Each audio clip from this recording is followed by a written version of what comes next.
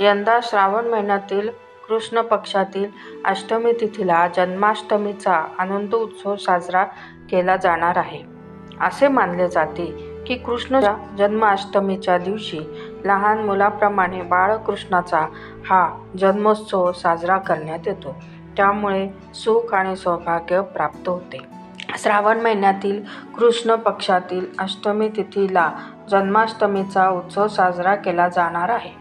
भगवान श्रीकृष्णाची जन्मतिथी जन्माष्टमी म्हणून साजरी केली जाते. या दिवशी अनेक लोक उपवास करतात आणि भगवान श्रीकृष्णाच्या भक्तीत लीन होतात.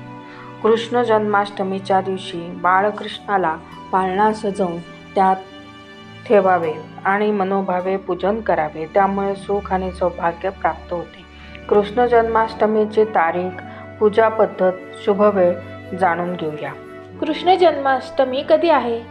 अष्टमी तिथी प्रारंभ 26 ऑगस्ट 2024 रोजी सकाळी 3:39 अष्टमी तिथी समाप्ती 27 ऑगस्ट 2024 रोजी सकाळी 2:19 रोहिणी नक्षत्र प्रारंभ 26 ऑगस्ट 2024 रोजी दुपारी 3:55 रोहिणी नक्षत्र समाप्ती 27 ऑगस्ट 2024 रोजी दुपारी 3:38 कृष्ण जन्माष्टमीचा शुभ मुहूर्त 26 ऑगस्ट रोजी पहाटे 12:06 ते 12:51 पूजा कालावधी 45 मिनिटं असा आहे.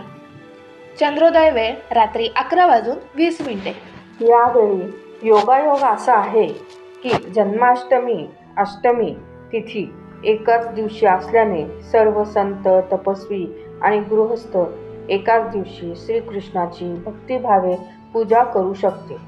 सोमवार 26 तारखेला पहाटे 3:40 वाजता अष्टमी तिथी चालू होणार असल्याचे पंचांगाच्या गणितावरून दिसून येत आहे. 27 रोजी उत्तर रात्री 2:20 वाजता अष्टमी तिथी समाप्ती होईल. जन्माष्टमीच्या दिवशी रोहिणी नक्षत्र दुपारी 3:55 वाजता सुरू होईल आणि 27 रोजी दुपारी 3:38 पर्यंत राहील. कृष्ण जन्माष्टमीची पूजा पद्धत. बाळकृष्णाचा पाळणा सजवावा.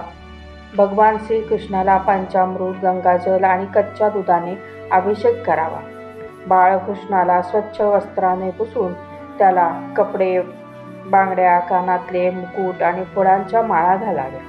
श्रीकृष्णाला फुलांनी सजवावं. नंतर त्याला पाळण्यामध्ये ठेवावं आणि त्यांना पाळणा झुलवावा.